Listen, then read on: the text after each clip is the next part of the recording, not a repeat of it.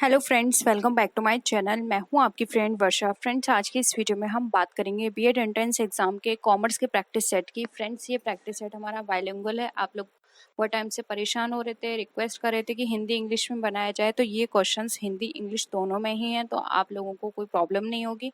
Video को start करते हैं। वीडियो पसंद आए तो वीडियो को लाइक कीजिए, अपने फ्रेंड्स के साथ शेयर कीजिए। किसी भी तरह की कोई भी क्वेरी हो तो प्लीज़ ज़रूर बताइएगा।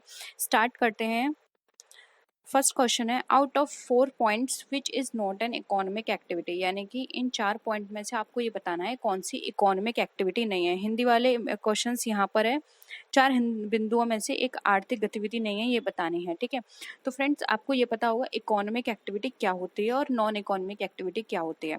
देखिए, इकोनॉमिक एक्टिविटी वो एक्टिविटी होती है जिसके अंदर मॉनेटरी एस्पेक्ट को कवर किया जाता है, और नॉन इकोनॉमिक एक्टिविटी वो होती है जिसके अंदर मॉनेटरी एस्पेक्ट यानी कि मनी जिसमें इंक्लूड नहीं होती है, यानी कि जो भी ट्रांजेक्शन है वो मनी से मनी के बारे में उसमें बात नहीं की जाएगी। ठीक है, तो देखिए ऑप्शंस प्रोडक्शन है, सोशल सर्विस है, professional and trading and goods है।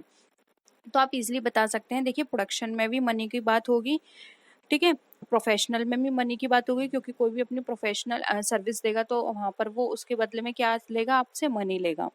ट्रेडिंग इन गुड्स, जब हम गुड्स में ट्रेड करेंगे तब भी हमारे यहाँ पे मनी की बात की जाएगी। अब क्या बचा हमारा, सोशल सर्विस। तो फ्रेंड्स, नाम से ही है कि यहाँ पे सर्विस की जा रही है, तो यहाँ पे मनी की बात नहीं है, इसलिए यहाँ पे नॉट बात की गई है, नॉट इकोनॉमिक एक्टिविटी, इसलिए ऑप्शन बी यहाँ पे हमारा राइट आंसर हो जाएगा। बहुत सिंपल था। आई होप सबका यहाँ पे आंसर क्लियर होगा।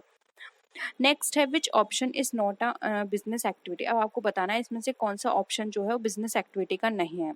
ऑप्शन है production of goods, transportation, exchange of goods, या फिर work in a factory for wages. तो देखिए, यहाँ पे बिजनेस एक्टिविटी की बात करें तो प्रोडक्शन ये हमारा क्या है, बिजनेस एक्टिविटी है। ट्रांसपोर्टेशन बिजनेस एक्टिविटी है। Exchange of goods business activity है।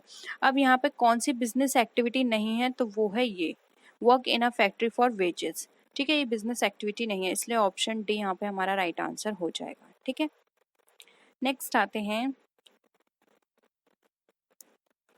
Which of the following is the characteristic of a business. अब इसमें से कौन सी बिजनेस की करेक्टरिस्टिक है, आपको ये बताने हैं। प्रोडक्शन, एक्सचेंज ऑफ और सेल, रिस्क एलिमेंट, और ऑल ऑफ दी अबव। तो फ्रेंड्स, आपने करेक्टरिस्टिक अगर बिजनेस की पढ़ी है या फिर आपको मीनिंग में बताया तो आप इजीली बता सकते हैं। बिजनेस के एक्टिविटीज़ में आता है, प्रोडक्शन की बात की जाती है, एक्सचेंज और सेल की बात की जाती है, प्रॉफिट मेकिंग की बात की जाती है, ठीक है, और रिस्क एलिमेंट की बात की जाती है। बिजनेस के लिए रिस्क एलिमेंट बहुत ही इंपॉर्टेंट है, क्योंकि बिजनेस स्टार्ट ही रिस्क से होता है, क्योंकि हमें नहीं पता होता हम जो भी बिजनेस सेटअप कर रहे हैं उसमें कितना प्रॉफिट होगा, कितना लॉस होगा, तो रिस्क एलिमेंट को लेकर ही उसको स्टार्ट किया जाता है। इसलिए यहाँ पे ऑल ऑफ द अबव ये हमारा राइट आंसर हो जाएगा। ये सारे ही एलिमेंट हमारे बिजनेस करेक्टरिस्टिक में आते हैं। ठीक है, नेक्स्ट क्वेश्चन पे आते हैं। Oil refinery and sugar mill are classified under which industry. तो आपको इंडस्ट्री बतानी है, प्राइमरी, सेकेंडरी, टर्टियरी, या फिर नन ऑफ दी अबव। तो फ्रेंड्स, प्राइमरी इंडस्ट्री वो इंडस्ट्री होती है जो डायरेक्ट प्रोडक्ट को बनाती है, मतलब उसमें लेयर्स नहीं होते हैं, डायरेक्ट वो आती है, जैसे कि एग्रीकल्चर प्रोडक्ट हमारे प्राइमरी इंडस्ट्री का पार्ट होते हैं। अब यहाँ पे ऑयल रिफाइनरी एंड शुगर मिल की बात की गई है, तो फ्रेंड्स ये प्राइमरी नहीं है। इसमें क्या होता है, जो हमारे शुगर केन होते हैं उससे शुगर बनाई जाती है। ठीक है, तो यानी क्या हो गया, सेकेंड प्रोसेस हो गई, सेकेंड पार्ट हो गया, इसलिए ये सेकेंडरी इंडस्ट्री का पार्ट होती है। अब नीचे यहाँ पे थर्ड पॉइंट दे रखा है टर्टियरी। तो फ्रेंड्स, टर्टियरी का अगर हम यहाँ पे मीनिंग आपको बताएं तो टर्टियरी का मतलब होता है जब हम किसी को अपनी सर्विस प्रोवाइड करते हैं। ठीक है, वो सारी इंडस्ट्री हमारी टर्टियरी में आती है, जैसे कि तृतीयक हो गया। तो यहाँ पे देखिए ऑप्शन 2 जो है माध्यमिक, वो इसका राइट आंसर हो जाएगा। सेकेंडरी इंडस्ट्री का ये पार्ट है। नेक्स्ट आते हैं, identify the activity which does not support trade. हमें वो एक्टिविटी आइडेंटिफाई करनी है जो कि ट्रेड को सपोर्ट नहीं करती है। बैंकिंग, वेयर हाउसिंग, इंश्योरेंस और माइनिंग। तो फ्रेंड्स, आपने ट्रेड और एड्स टू ट्रेड के बारे में पढ़ा होगा। तो एड्स टू ट्रेड यानी कि जो ट्रेड को सपोर्ट करते हैं। तो देखिए, उसमें था बैंकिंग था, वेयर हाउस था, इंश्योरेंस था, और साथ ही साथ उसमें और भी बहुत सारी फैसिलिटीज़ थी, जैसे कि ट्रांसपोर्टेशन हो गया। ये सारी क्या है, हमें ट्रेड को करने में हमें हेल्प करती हैं।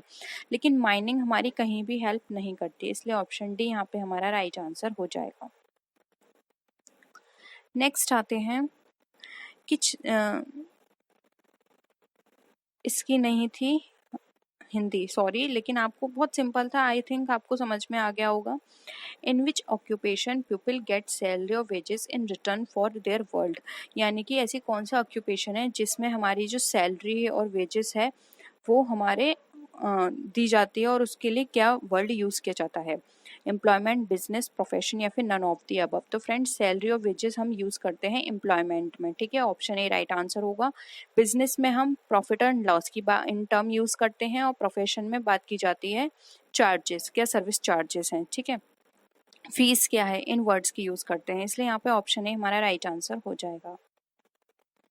नेक्स्ट क्वेश्चन है विच item does not cause any business risk. अब इसमें से कौन सा आइटम जो है बिजनेस रिस्क का पार्ट नहीं है। Break down of machinery, efficient management, rights या फिर चेंजिंग गवर्नमेंट पॉलिसी। तो फ्रेंड्स देखिए ब्रेक डाउन ऑफ मशीनरी होती है तो वो बिजनेस का ही पार्ट है क्योंकि वो बिजनेस को ही बियर करना है।